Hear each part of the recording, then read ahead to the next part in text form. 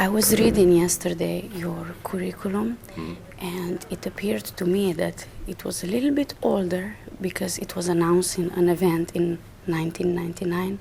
So I would like to know, what are your recent projects? What were your recent concerts, recordings? What is the last thing you did? And your master classes, of course. Well, I've been retired for 6 years. This is the first concerts of coming a little bit out of retirement. I don't want to come completely out of retirement. I was very happy with my retirement simply because after a while I started realizing that I just didn't want to play and want to tour anymore. I had done it for 35 years before. And so what I did is I took 6 years off my life, and then this year I figured, might as well go back to it. So I've played in the United States only, in San Francisco, in Orlando, in Florida, in Harrisburg, Pennsylvania, in Lancaster, Pennsylvania, in San Antonio, Texas, Fort Worth, Texas, here, and then I go to Miami to play at the Festival of Miami, and then I go to Catholic University in Washington, D.C., and that's at the end of October, and then I play Naples, Florida, and then I play chamber music with, in fact, somebody very close from me, Roberto Diaz, the dean of the Curtis Conservatory, the violist. We're doing, with his brother, we're doing trios. So I play this part of the year, 12 concerts, 13 concerts total, plus continuing my teaching, which is the part I really like about my life. So you actually wanted to have a rest, you wanted to retire, but is it possible for a pianist really to just walk away from the piano and not go on concerts anymore? Or what was maybe your reason to start playing again?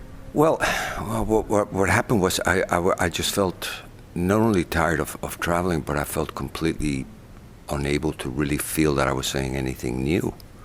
I didn't feel like I was playing some of these pieces, and I understood that I was doing it professionally, but I was really not really creating something. And I always have been very interested all my life. I found a writing of Busoni many years ago that impressed me very much. He says, an artist should never play a concert unless he really has something important to say.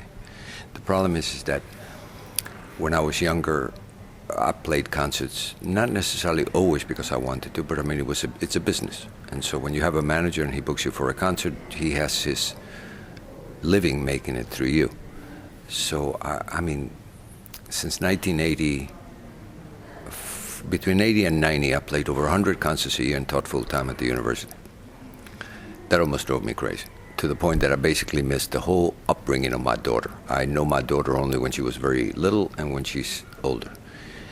And then I started after my son was born in the late 80s, I started thinking, I want to see more of him. So I started doing a lot less. I played 50, 60 times a year. But of course,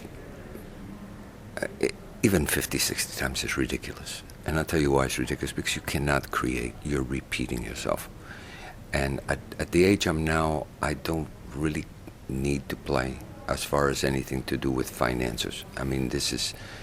Now if I play, I figured this has been probably the most fun I've had for these set of concerts since late August. And I play only once a week, and I love master classes. It's probably the favorite part of doing it. But this of playing 2 or 3 times a week is ridiculous. I could never keep that up. Recordings, it's something I haven't done for an extended period of time for a variety of reasons. One, I haven't felt like I have a lot of recordings in the can that are waiting for me to figure out if I'm going to release them or not.